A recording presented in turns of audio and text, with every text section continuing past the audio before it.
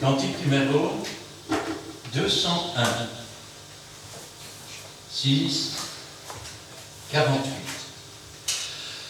Notre Dieu règne encore, jamais son amour ne s'endort. Le vent se déchaîne et nos cœurs sont en peine, mais Dieu nous conduit jusqu'au port. Notre Dieu règne encore, jamais son amour ne s'endort. Ce qu'il nous promet reste vrai pour jamais. Notre Dieu règne encore. Amen. Amen. On va continuer avec le petit cœur 246. Non, je pense que c'est un cantique. Je vais regarder.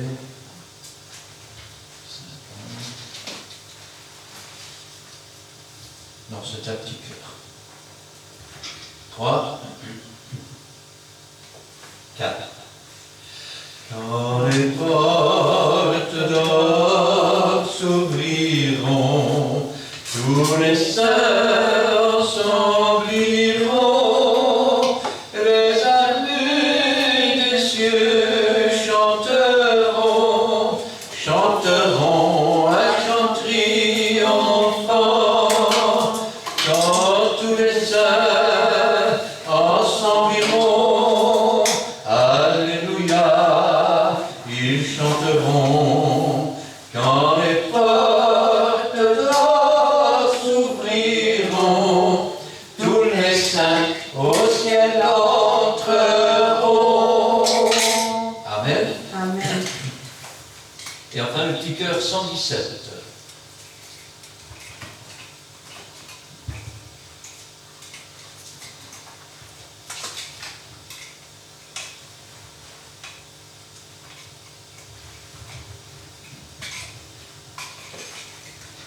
Quatre, 16. J'ai confiance en mon Seigneur, le long du chemin. J'ai confiance en mon Seigneur, et tiens ma main à travers l'orage grondant. Mon cœur reste en paix. J'ai confiance en mon Seigneur et je suis gardé. C'est l'ami fidèle, le plus tendre ami, en toute assurance. Je m'appuie sur lui à travers l'orage grondant. Mon cœur reste en paix. J'ai confiance en mon Seigneur et je suis gardé. Amen. Amen. Alors, cet après-midi, j'aimerais bien surprendre la parole de Dieu avec vous.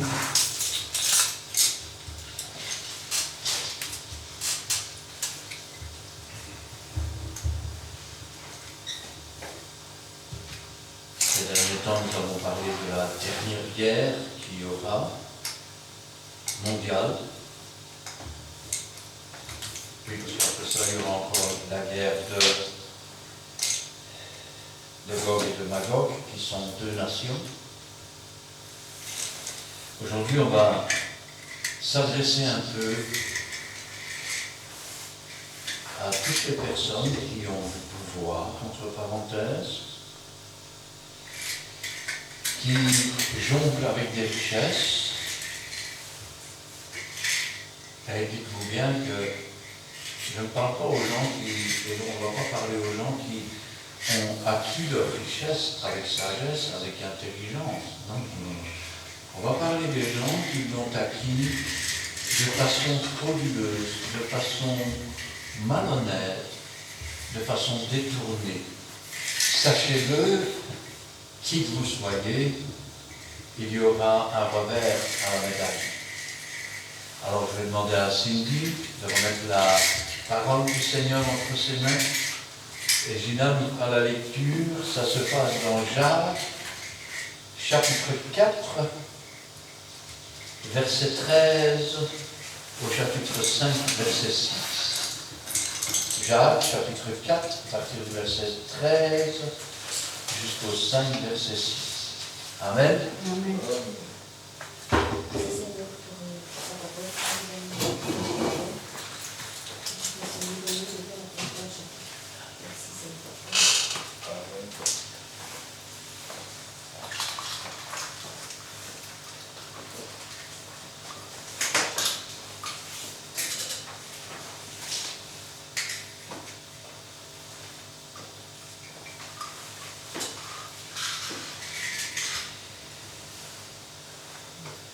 Jacques chapitre 4, verset 13 à chapitre 5, verset 1 à 6. À vous maintenant qui dites, aujourd'hui ou demain, nous irons dans telle ville, nous y passerons une année, nous trafiquerons et nous gagnerons. Vous qui ne savez pas ce qui arrivera demain, car qu'est-ce que votre vie? Vous êtes une vapeur qui paraît pour un peu de temps et qui ensuite disparaît. Vous devriez dire au contraire, si Dieu le veut, nous vivrons et nous ferons ceci ou cela. Mais maintenant, vous vous glorifiez dans vos pensées orgueilleuses. C'est chose mauvaise que de se glorifier de la sorte. Celui donc qui sait faire ce qui est bien et qui ne le fait pas commet un péché. À vous maintenant, riches, pleurez et gémissez à cause des malheurs qui viendront sur vous. Vos richesses sont pourries, vos vêtements sont rongés par les teignes. Votre or et votre argent sont rouillés, et leur rouille s'élèvera en témoignage contre vous, et dévorera vos chairs comme un feu. Vous avez amassé des trésors dans les derniers jours. Voici le salaire des ouvriers qui ont moissonné vos champs et dont vous les avez frustrés, cris, et les cris des moissonneurs sont parvenus jusqu'aux oreilles du Seigneur des armées. Vous avez vécu sur la terre dans les voluptés et les délices. Vous avez rassasié vos cœurs au jour du carnage. Vous avez condamné, vous avez tué le juste qui ne vous a pas résisté. Amen.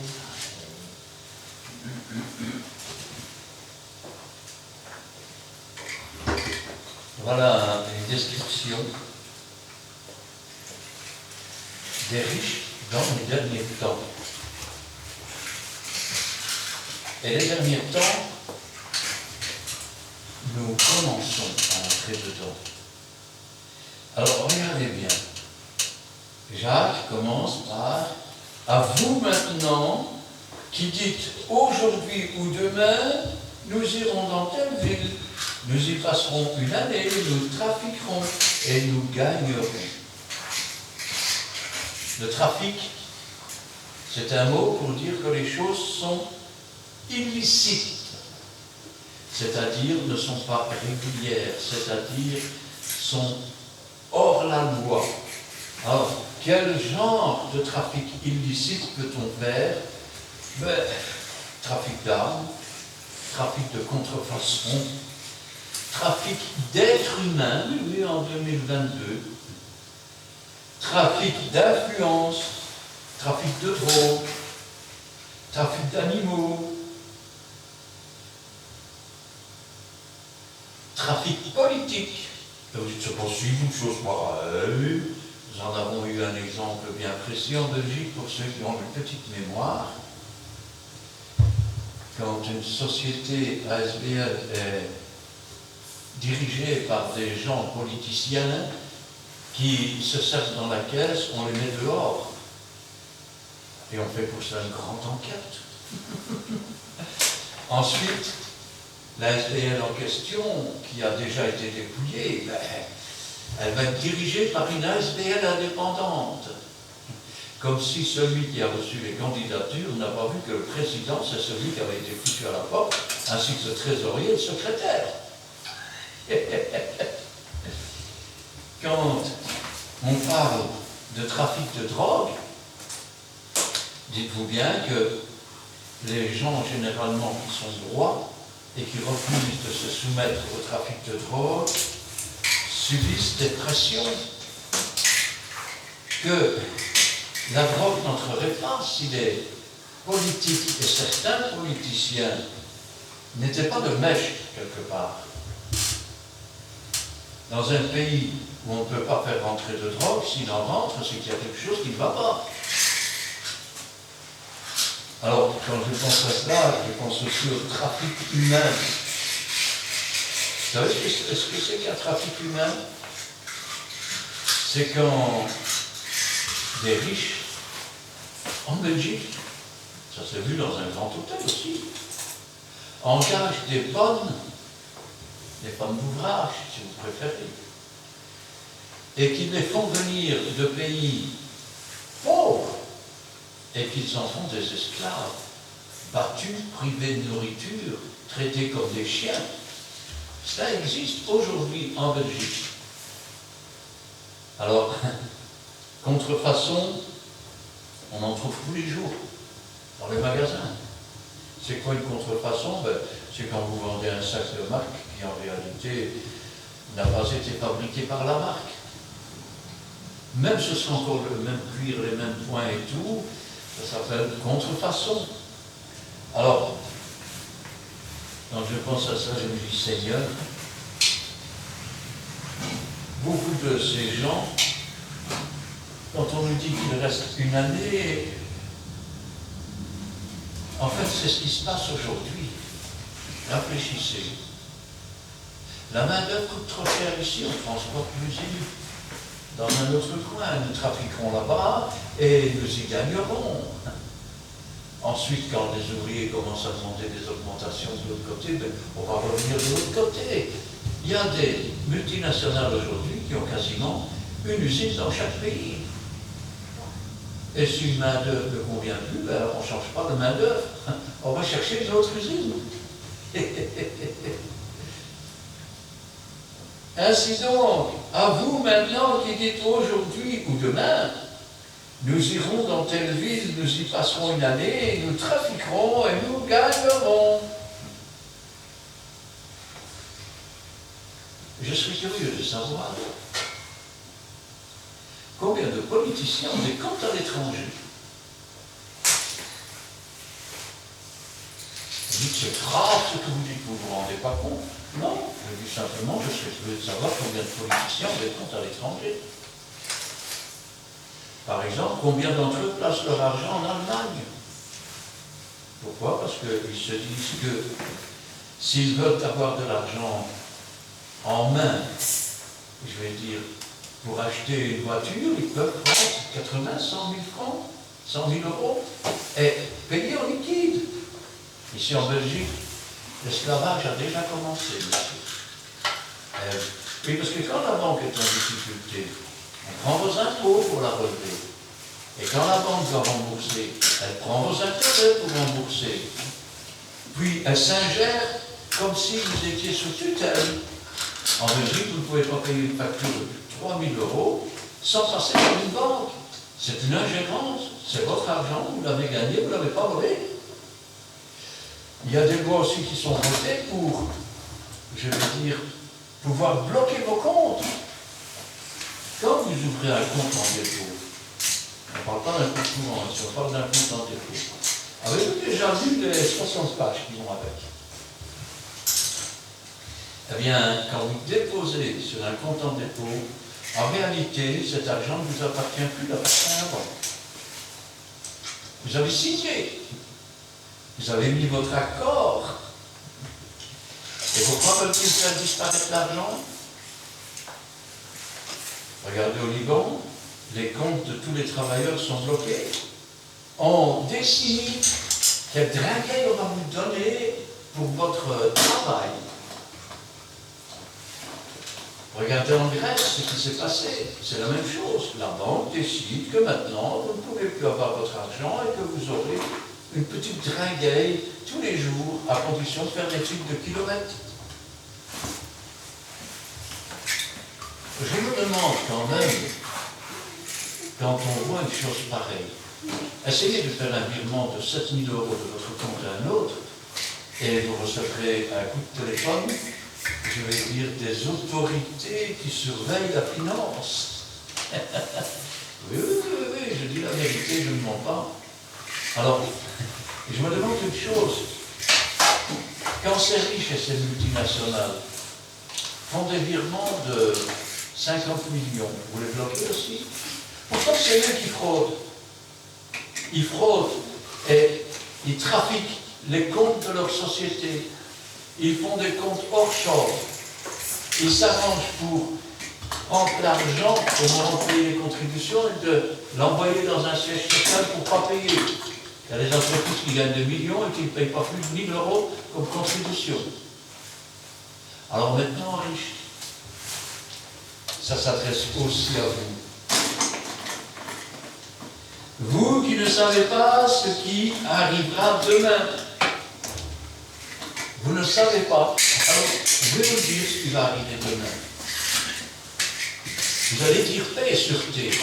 Et une ruine soudaine va s'abattre. Et comment elle va s'abattre? À cause d'un incendie, à cause d'une inondation, à cause d'un tremblement de terre, à cause d'un glissement de terrain, à cause d'une sécheresse, à cause d'une tornade, à cause d'un tsunami, à cause d'un volcan. Ou alors tout simplement à cause d'un accident que vous n'aviez pas prévu. Eh oui. Alors, vous ne savez pas ce qui arrivera demain.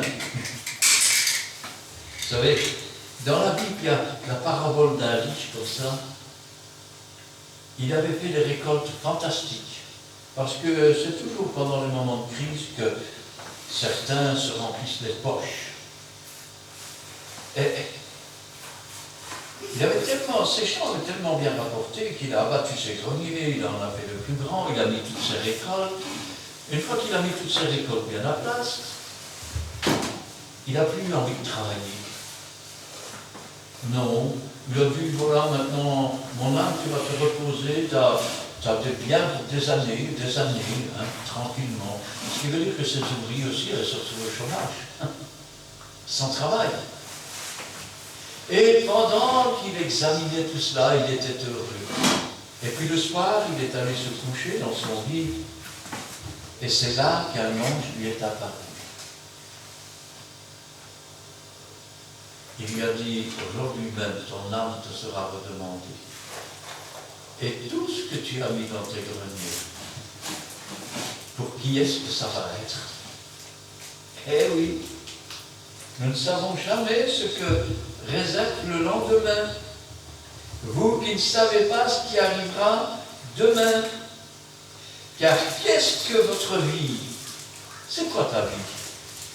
Moi, je me souviens avoir un jour entendu un conducteur de travaux, vous savez ce qu'il disait? Il y a quelqu'un qui lui disait tu n'as pas d'enfants? Et il répondait, pourquoi je ferais des enfants? Quand on aura tout détruit, qu'est-ce qu'on va laisser aux gens? Je ne tiens pas à avoir de petits marmots sur la terre avec ce qui va se passer. Ça veut dire que c'était le fils d'un grand patron de travaux publics, et ça veut dire qu'il travaillait pour son père, il savait très bien que tout allait virer. Il ne travaillait que pour lui. Il ne voulait surtout pas avoir des descendants qui auraient pu souffrir de famine, de froid, de pollution. Il emmagasinait pour lui-même. Et il y en a beaucoup aujourd'hui comme ça. Qu'est-ce que votre vie? Vous êtes une vapeur qui paraît pour un peu de temps et qui ensuite disparaît. Je vais le dire autrement. Tu te crois le roi du monde. Mais où sont passés les riches des années 1800? Ah, tu ne sais pas, c'est normal, ils sont morts. Parce que tu es venu au monde tout nu, et tu partiras tout nu.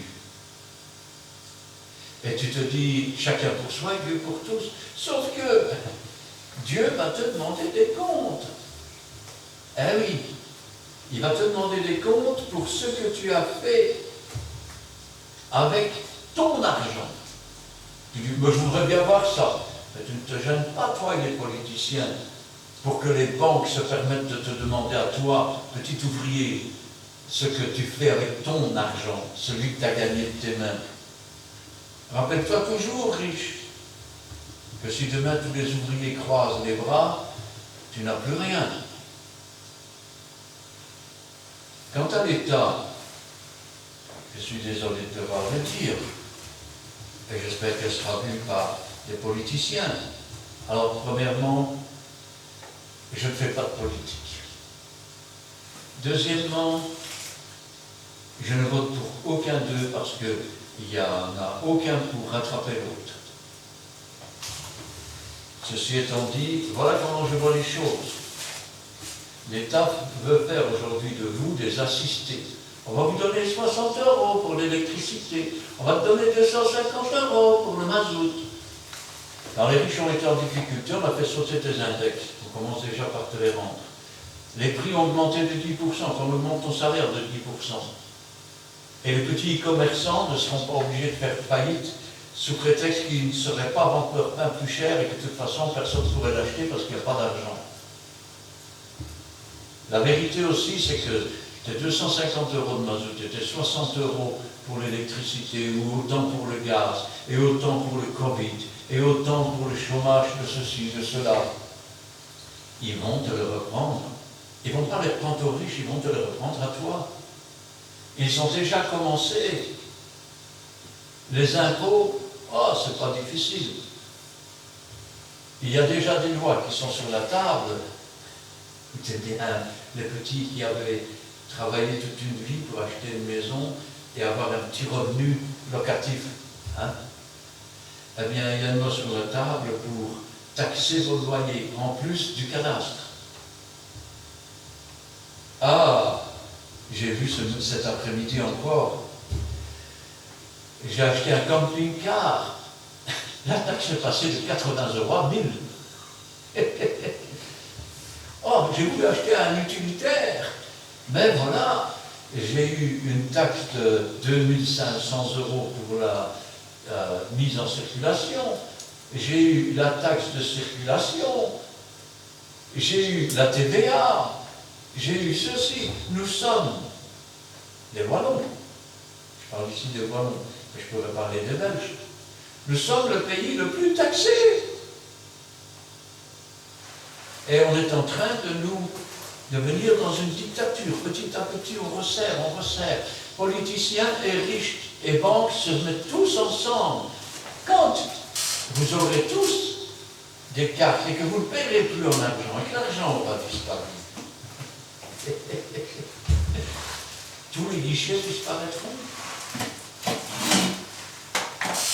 Vous n'aurez plus personne à qui vous adresser. Ils vous donneront ce qu'ils ont. Et puis le reste, ça ne vous regarde pas.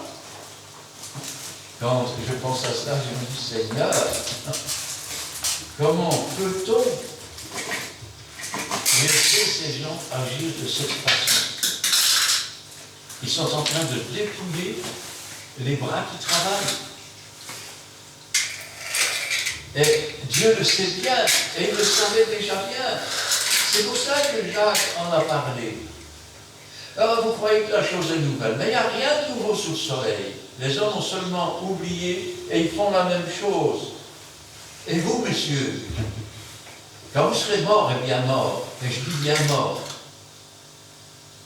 ou je vais dire autrement, je vais dire comme le prophète avait dit, quand vous serez morts et que vous ne vivrez plus, quand Dieu va vous rejeter et que vous subirez la seconde mort, celle qui est la séparation d'avec Dieu, au bout d'un certain temps, vous qui étiez si orgueilleux, vous qui vous pensiez le roi du monde, hein, eh bien, plus personne ne se souviendra de vous. Plus personne. Regardez ce qui est marqué ici. Ça aussi, c'est dans la Bible. Hein. Job, chapitre 7, livre de Job, chapitre 7 et verset 9. Comme la nuée se dissipe et s'en va, celui qui descend au séjour des morts ne remontera pas, il ne reviendra plus dans sa maison, et le lieu qu'il habitait ne le reconnaîtra plus. Ça veut dire que tout ce que tu as construit, ça va être détruit. On va faire autre chose à la place. Tu t'es fatigué pour rien. Psaume 103, verset 15. L'homme, ses jours sont comme l'herbe, il fleurit comme la fleur des champs. Lorsqu'un vent passe sur elle, elle n'est plus, et le lieu qu'elle occupait ne la reconnaît plus. Mais la bonté de l'Éternel ne durera jamais pour ceux qui le craignent. Il n'est pas encore trop tard. Repens-toi, change de vie. Tu as fait de tes richesses ton Dieu. Rappelle-toi ce que ce riche qui était venu demander à Jésus, que faut-il faire pour être sauvé? Et Jésus lui a dit, il faut obéir à tous les commandements de Dieu. Et lui, dans son orgueil, j'obéis à tout ça depuis que je suis jeune. Et le Seigneur lui dit, sachant qu'il avait beaucoup de biens, alors vends tout ce que tu as, donne-le aux pauvres. Et ce riche est passé à côté de sa vie. Il est parti tout triste.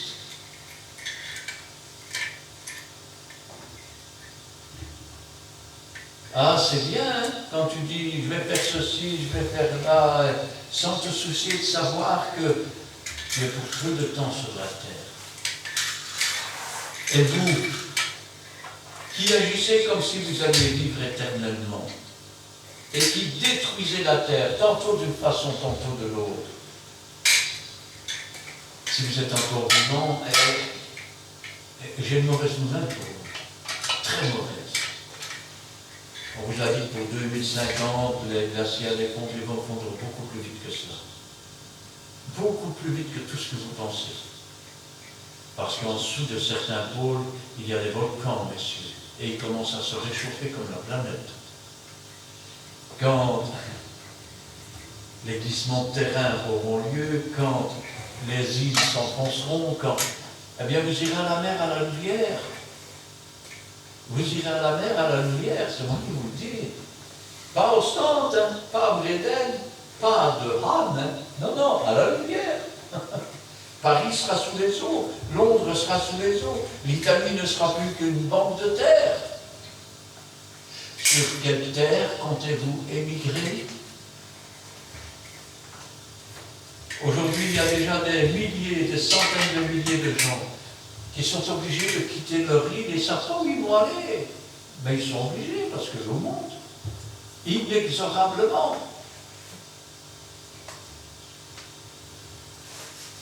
Vous devriez dire au contraire, si Dieu le veut, ah mais c'est vrai, vous n'en avez rien à faire de Dieu. À part, je dis bien à part, quand vous devez rencontrer des hommes d'affaires, alors vous n'êtes pas gêné de vous asseoir dans la cathédrale. Bonjour mon ami, comment allez-vous? Il faut paraître catholique, n'est-ce pas?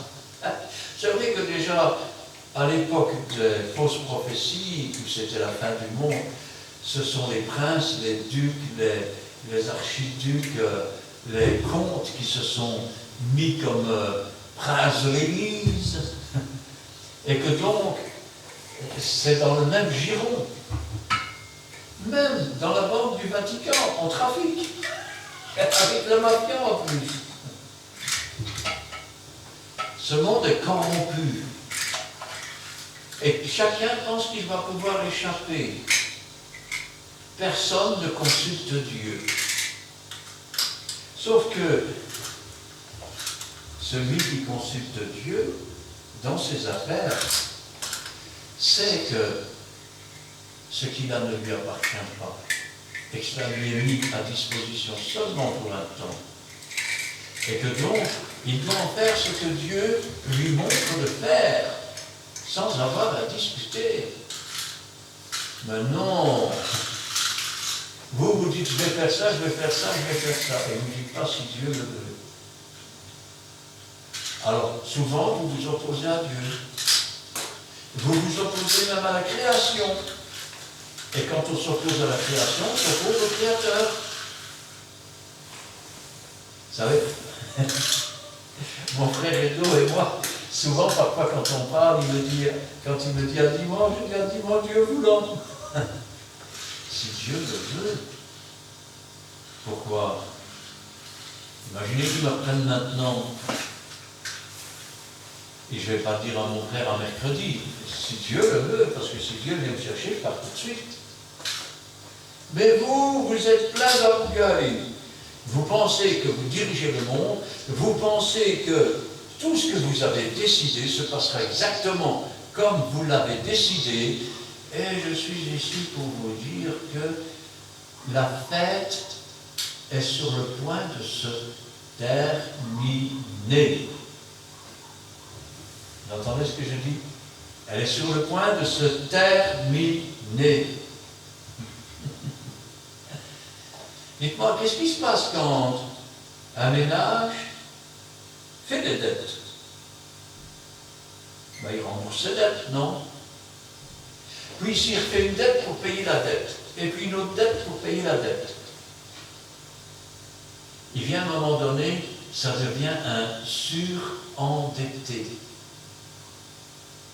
Et ce n'est pas la Belgique qui est surendettée, ce n'est pas la Wallonie, ce n'est pas la Flandre, ce n'est pas la France, ce n'est pas le Luxembourg, ce n'est pas l'Italie, ce n'est pas l'Allemagne.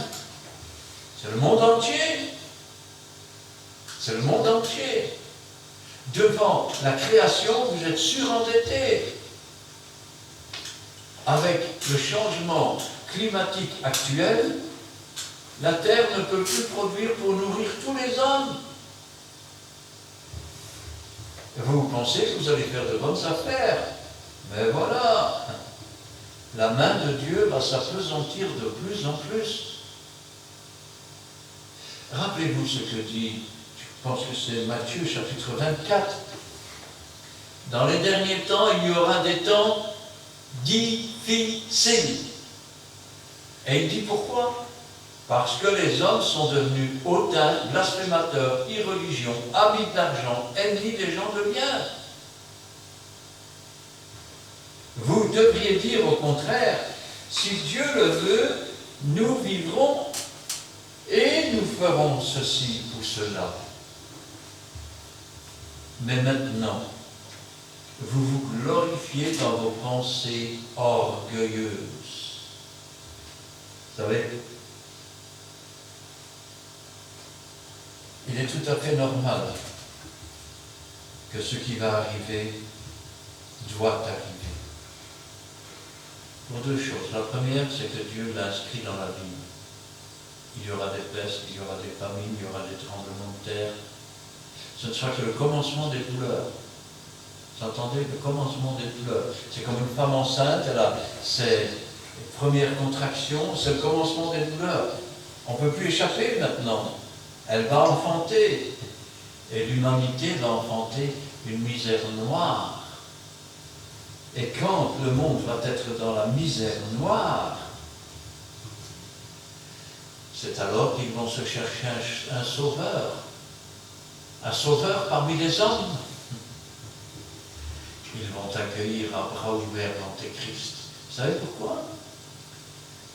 Parce qu'ils n'ont jamais dit si Dieu le veut. Ils n'ont pas consulté Dieu avant de faire quoi que ce soit. Ils sont montés en orgueil.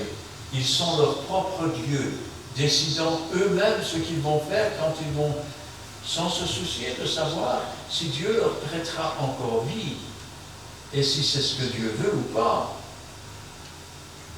Et maintenant, vous vous glorifiez dans vos pensées orgueilleuses.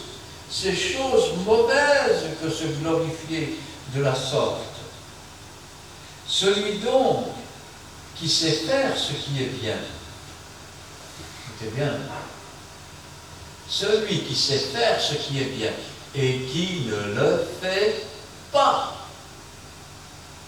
il commet un péché. Oh, je ne connaissais pas cette loi. D'accord. Alors, maintenant que tu la connais, c'est devenu un péché, alors sanctifie-toi. Et quand tu as le moyen de faire le bien, fais-le. Comment faire le bien? En se tournant vers Dieu. Ça, c'est déjà une première chose qui est pas mal du tout. Parce qu'alors, c'est le Saint-Esprit qui va te montrer quand tu peux faire le bien. Mais si tu dis, je vais faire ceci, je vais faire là, sans te soucier par orgueil, dis-toi bien que tes plus belles œuvres, elles ne servent à rien. C'est un linge souillé. Parce que souvent, quand un riche veut investir pour faire ceci, cela, et vous verrez comme ça, ce sera mieux. Mais derrière tout ça, il y a le mot investir.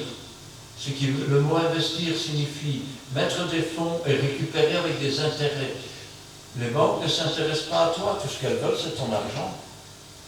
Les riches ne s'intéressent pas à toi, tout ce qu'ils veulent, c'est ton argent. Ils veulent te prendre tout ce que tu as gagné pendant toute ta vie. Voilà la vérité.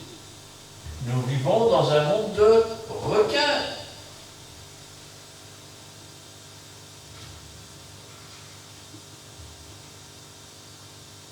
Pendant que les riches s'enrichissent, n'avez-vous jamais pris conscience que ce sont les ouvriers, les mains des ouvriers, le travail des ouvriers qui procurent la richesse? Ah mais non, on vous a fait croire que c'est grâce aux riches si maintenant tu as à manger, si maintenant tu as... Mais si tu croises tes bras, qu'est-ce qu'il va avoir le riche? Il n'y a aucune égalité dans le discours. Si le riche peut donner du travail, béni soit Dieu. Mais si le travailleur peut produire de la richesse, béni soit Dieu. Alors pourquoi les priver de leur salaire? Pourquoi mettre tout en dessous de leur nez, au-dessus des moyens qui peuvent le payer, afin de les tenir dans la pauvreté, afin, je vais dire autrement, après la guerre de 40-45, les ouvriers ont commencé à s'enrichir. Et les patrons ont commencé à voir qu'il fallait maintenant commencer à partager des richesses. Aujourd'hui, ils sont en train de vous les reprendre, car nous entrons dans les temps difficiles. Nous entrons dans les derniers temps. Regardez ce que dit Jacques. À vous maintenant, riches, pleurez et gémissez à cause des malheurs qui viendront sur vous. Maintenant, pleurez et gémissez à cause des malheurs qui vont venir sur vous. Comment construire une voiture s'il n'y a plus d'acier, plus de, je vais dire, de roches métallurgiques? Comment produire de la fonte? Comment produire de l'acier? Comment produire des légumes ou les amener dans un magasin quand tout a été détruit à cause du temps? Comment se chauffer au bois quand toutes les forêts sont en train de brûler? Comment récolter quand les récoltes ont été inondées? Comment traire la vache qui s'est noyée ou qui est morte de soif ou qui a péri dans un incendie?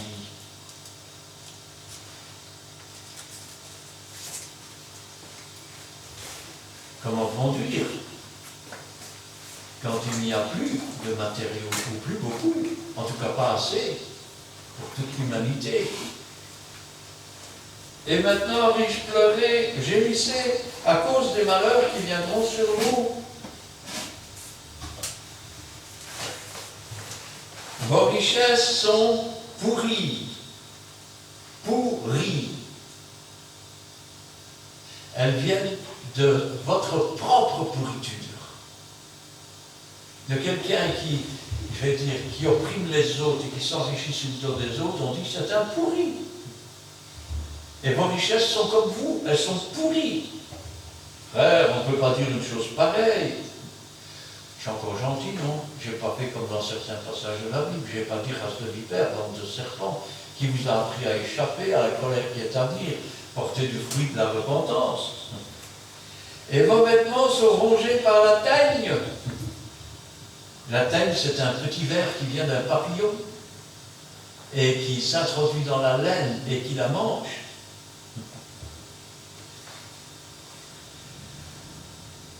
Votre or et votre argent sont rouillés.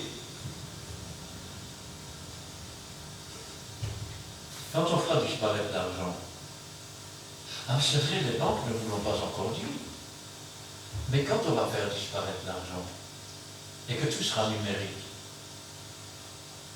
votre or ne servira plus à rien, et ne vaudra plus rien non plus, et votre argent non plus.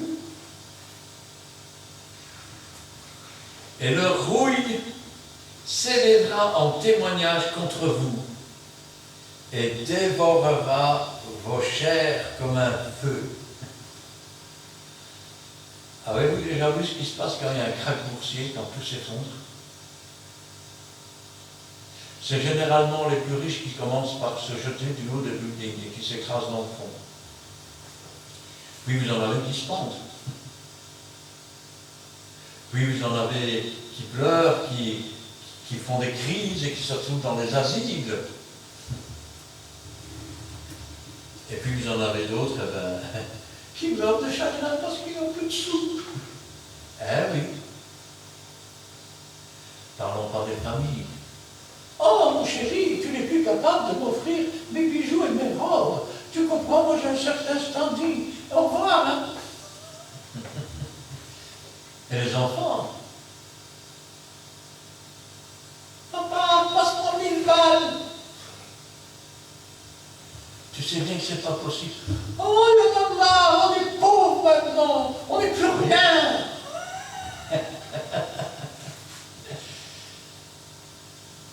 Les enfants d'ouvriers ne parlent pas comme ça. Et les enfants qui, souvent, mettent fin à leur jour, ce ne sont pas des enfants d'ouvriers, c'est des fils d'avocats, c'est des fils de patrons, c'est des fils de notaires. Ah, mais c'est vrai, après on dit, je ne comprends pas. Ils avaient tout ce qu'ils voulaient, ils n'avaient qu'à claquer les doigts. Oh, il a mis fin à ses jours. Dans les familles d'ouvriers, on sait ce que c'est que l'amour. C'est un peu comme quand il y a des familles nombreuses et des familles monoparentales, ou plutôt avec un seul enfant. Quelle est la différence? Ah, il y a un petit enfant qui est malheureux, là. On me dit, on va quand même pas prendre cet enfant-là. Hein? Et puis vous avez la grosse femme qui arrive avec ses 6 enfants, et elle dit, non, un plus, un moins, c'est pas pour si peu, hein. Et qui, elle, fait la bonne œuvre. À tous les milieux, plus on est riche, et moins on en fait.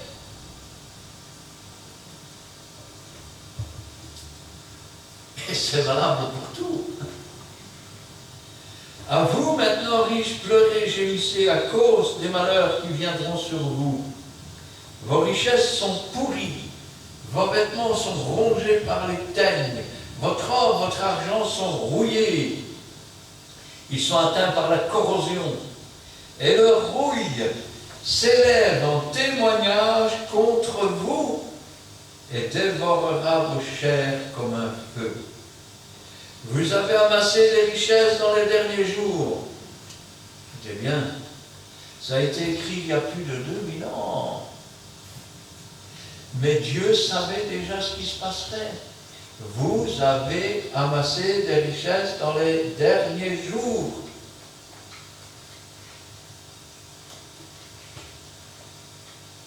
Voici le salaire des ouvriers qui ont moissonné vos champs, le salaire, j'ajouterai moi, le salaire de ceux qui ont travaillé dans vos usines, le salaire de ceux qui ont travaillé dans vos chantiers, de ceux qui ont travaillé dans vos ateliers, et dont vous avez et dont vous les avez frustrés. Vous les avez frustrés. Et je peux dire que les Belges aujourd'hui sont frustrés. On les prend pour des mendiants. On va te donner une petite tringuette par ici, une petite tringuette par là. C'est pas ce qu'ils demandent. Ils demandent d'être payés pour le salaire qu'ils font. Et si vous ne comprenez pas ça, messieurs les politiciens, alors j'ai une chose à vous dire. C'est que le peuple belge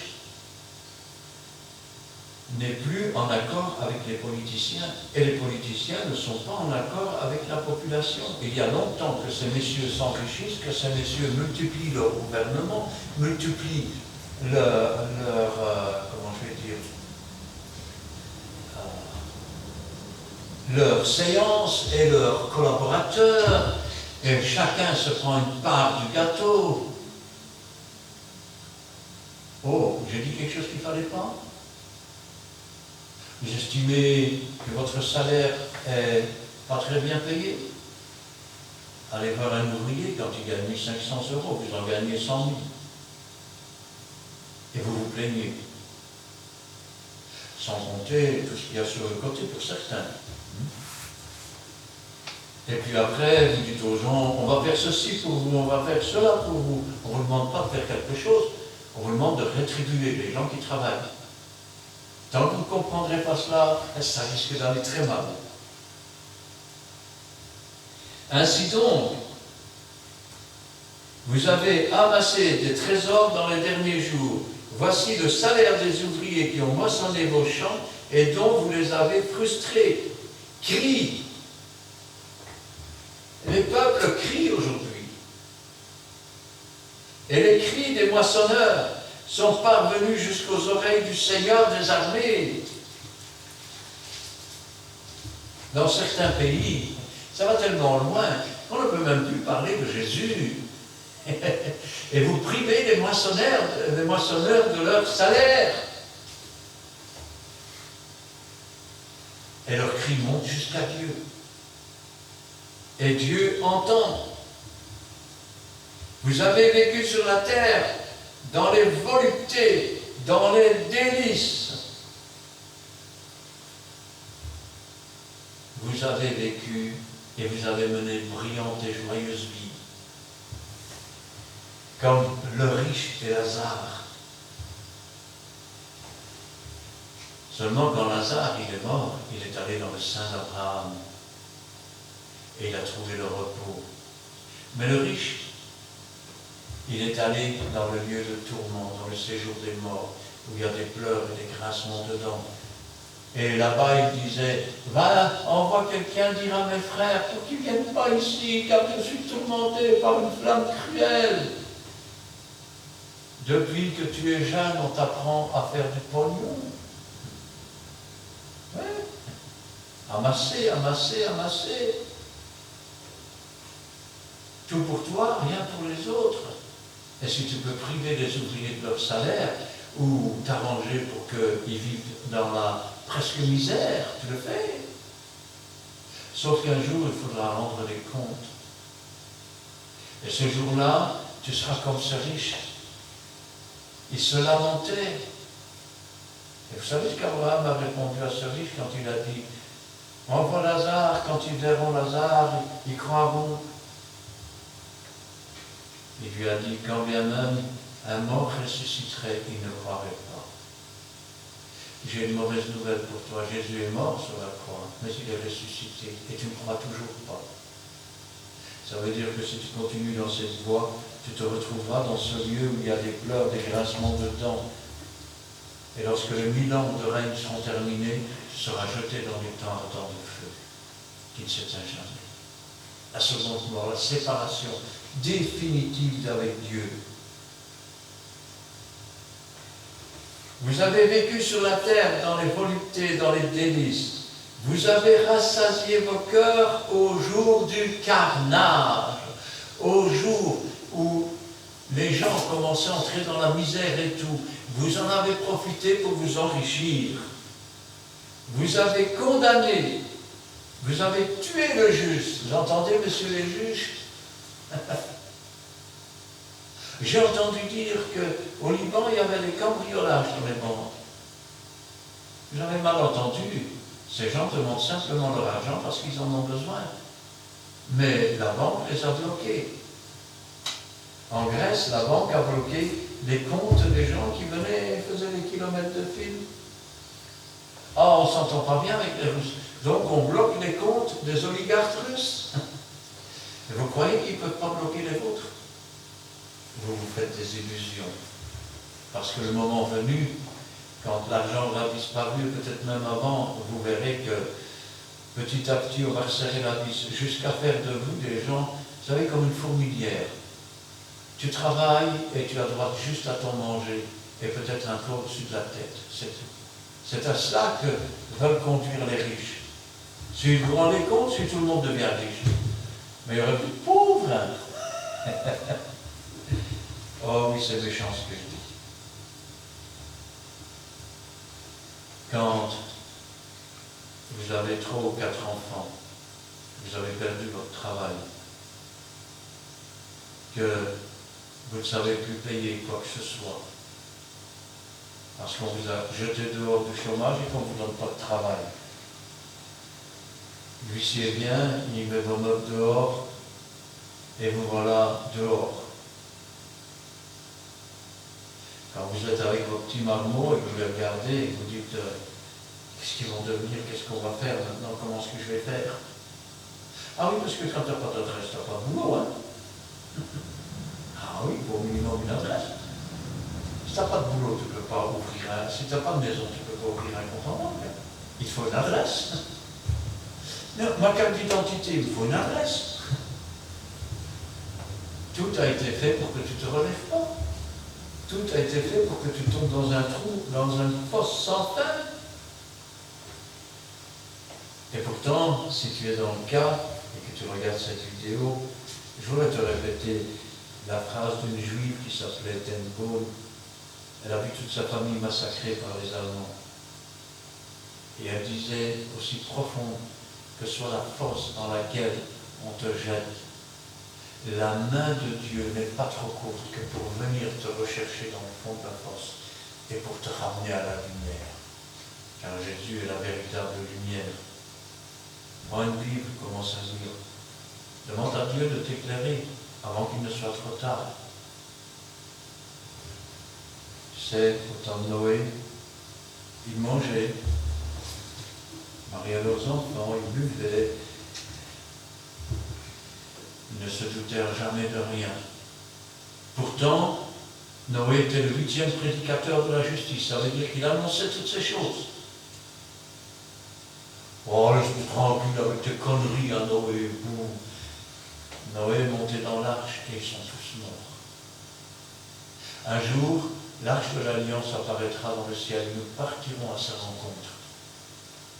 Et ce jour-là, c'est le diable qui sera jeté sur la terre. Ce jour-là, ce sera pire qu'une inondation. Alors il ne faudra pas dire si j'avais su parce qu'il sera trop tard. Aujourd'hui est le jour du salut. Cherche l'Éternel pendant qu'il se trouve. Invoque-le tandis qu'il est prêt. Que le méchant abandonne sa voie, qu'il retourne à l'Éternel, à notre Dieu, qu'il ne se lasse pas de pardonner. À notre Dieu qui est amour. Amen. Amen. Nous allons prier. Éternel, notre Dieu, notre Père, nous te louons, nous te rendons grâce. Béni sois-tu et gloire à toi. Cet après-midi, Seigneur, je devais adresser ce message à certains, afin qu'ils ne puissent pas dire « je ne savais pas », afin qu'ils ne puissent pas dire « nous n'étions pas au courant ». Parce que toi, Seigneur, quand tu avertis de la sorte, c'est que tu ne veux pas que le pécheur meure. Et ta volonté, c'est qu'ils parviennent tous à la connaissance de ta parole. Ta volonté, c'est qu'ils soient sauvés. Et s'ils se perdent, la faute n'est pas à toi, Seigneur, mais à eux qui refusent de se tourner vers toi, à ceux, Seigneur, qui ne veulent pas entendre ta voix. C'est pourquoi, Seigneur, je te prie encore, afin que les paroles puissent toucher, afin, Seigneur, qu'elles puissent briser les poteries s'il le faut, afin que toi, le potier, tu puisses les reconstruire. Afin, Seigneur, que ces vases de terre soient vidés de toute rapine et qu'elles soient remplies, Seigneur, de ton esprit, afin que s'il est encore possible, certains puissent se tourner vers toi et se convertir, et que toute la gloire t'en revienne. Gloire au Père, gloire au Fils et gloire au Saint-Esprit. Amen. Amen. Merci Seigneur pour cet instant béni face à ta présence. Merci pour ta parole d'aujourd'hui, parole qui exhorte, parole qui parle au peuple. Oui Seigneur, c'est vrai que c'est une parole qui s'adresse à un certain genre de personnes, aux riches, aux orgueilleux, à ceux qui agissent sans toi. Mais nous qui sommes là, nous devons avoir des oreilles réceptives et un cœur qui accepte la parole telle qu'elle est, qu'il accepte, qu'il la médite, mais surtout qu'il la mette en pratique. C'est vrai que tout ce que nous avons vient de toi. Donne-nous d'être reconnaissants envers toi pour toutes choses, oh mon Dieu, pour tes bienfaits, pour tout ce que tu fais pour nous chaque jour. Mais aussi, Seigneur, de mettre toutes choses entre tes mains, toute situation, tout conflit, tout projet, car nous ne savons pas ce qu'un jour engendre, ni ce que le lendemain fera. Mais donne-nous en toutes circonstances, en toute situation, de dire si Dieu le veut. Car si tu le veux, tu le feras, Seigneur. Et en toi, nous avons confiance. Car tu connais tous tes enfants sans exception. Tu connais nos pensées les plus secrètes, oh mon Dieu. Tu connais nos actions, rien n'est caché devant toi. Nous voulons tout mettre, tous nos fardeaux au pied de ta sainte croix, en sachant que dans ton amour, tu interviendras. Et nous savons, Seigneur, que tu ne laisseras aucun fardeau dépasser nos épreuves sur nos épaules, aucun fardeau qui dépasse nos forces. Et nous le savons, Seigneur. Prends tout, Seigneur. Dirige notre vie, Seigneur, comme tu le veux, Seigneur. Et d'avance, nous te disons merci. Merci, Seigneur, car tu sais, Seigneur, ce dont nous avons besoin, et tu sais ce qui arrive. C'est pour ça que tu nous le répètes et que tu nous mets en garde, afin que nous prenions des décisions, Seigneur, comme tu le veux, et si tu le veux, Seigneur. Bénis ton peuple, Seigneur, ici présent, chaque famille représentée. Bénis tes serviteurs aussi. Vois aller de ton Saint-Esprit et protège-les des méchants, des orgueilleux. Et donne-nous, Seigneur, de toujours lever nos mains vers toi, de crier à toi, de lever nos yeux vers toi, car tout nous vient de toi, Seigneur. Le secours vient de toi, le salut vient de toi. Et pour cela, mon âme te loue, te bénit et te rend grâce. Je te remercie de tout ce que tu fais, tout ce que tu feras et tout ce que tu as déjà fait. Gloire te soit rendue dans le bon nom de Jésus-Christ. Amen. Amen. Merci Dieu Saint. C'est bon, merci. Nous sanctifions ton Seigneur avec Dieu Père Saint. Aujourd'hui, Père Saint, parce qu'il nous a appelé à faire appel. Il nous a fait asseoir à ta table de tes enfants encore. Être les enfants de Dieu dans notre famille. Nous remettons tous ces cycles de enfants que les amours. Dieu Tout-Puissant, tout pouvoir t'appartient. Dans le ciel, sur la terre, c'est la terre. Et c'est tout cela que le Seigneur. Et par nous, Père du Seigneur. Et ces choses-là, le Seigneur. Nous sanctifions que Père, qui est là pour des encore pour nous. Car le Saint-Esprit viendra comme un consolateur. Console-nous, le Seigneur, console nos familles, encore. Et aussi, le Seigneur, parce que tu vis dans le dernier jour, nous prions le Père en esprit et en vérité. Dieu Tout-Puissant, pour que tu puisses toucher le cœur de ces gens qui ont le pouvoir. Touche le cœur de ces gens-là qui manipulent, Père, Seigneur, la vie. Père, c'est toi qui as pris le pouvoir. Nous voulons aussi mettre notre chemin de vie. Garde-nous, Seigneur, comme une qui garde ses enfants. C'est pour cela que nous puissons, ce soir encore, nous pouvons élever cette prière, parce qu'il y a plus près du Seigneur.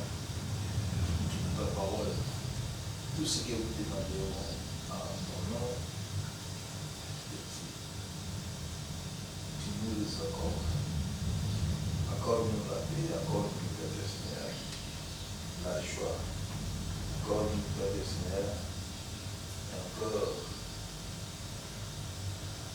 la miséricorde, Père Seigneur, afin que nous soyons encore, Père Saint, pour toi.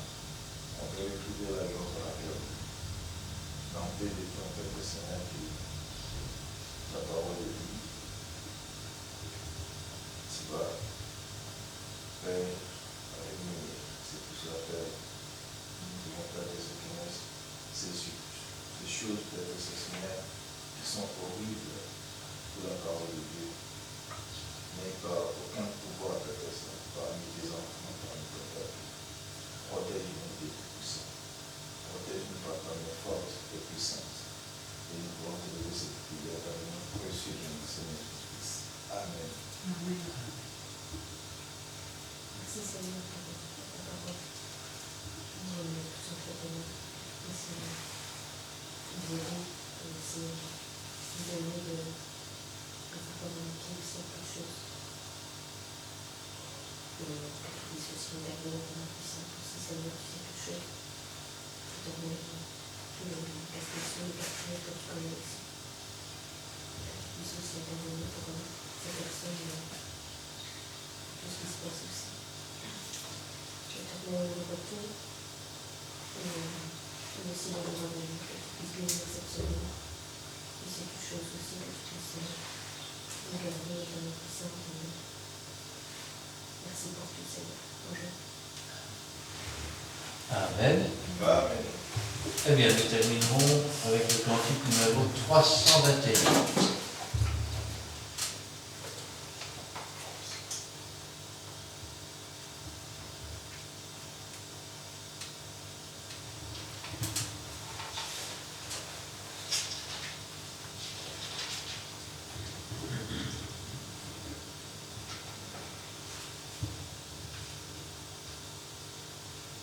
Cantique numéro 321. 3, 4. Bientôt le Seigneur va venir. Es-tu prêt? Bientôt le ciel il peut t'ouvrir. Es-tu prêt? Es-tu prêt? Es-tu prêt? Es-tu prêt pour l'éternité? Es-tu prêt? Es-tu prêt? Le Sauveur t'a-t-il racheté?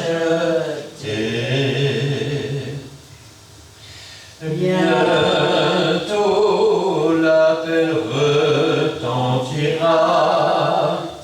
Es-tu prêt? Bientôt la mort te surprendra. Es-tu prêt? Es-tu prêt? Es-tu prêt? Es-tu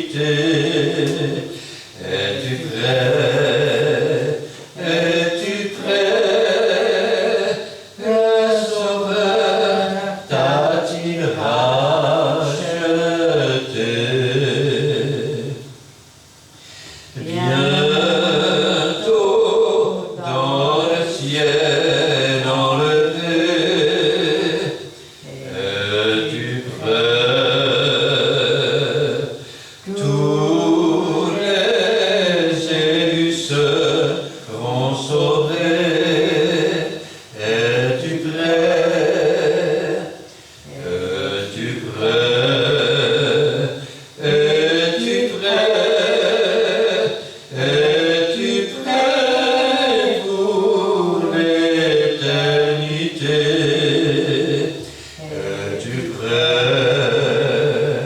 Es-tu prêt? Le Sauveur t'a-t-il racheté? Amen. Amen. Que l'Éternel te bénisse et qu'il te garde. Que l'Éternel fasse luire sur toi sa face et qu'il t'accorde sa grâce. Que l'Éternel tourne sa face vers toi et qu'il te donne la paix. Amen et Amen.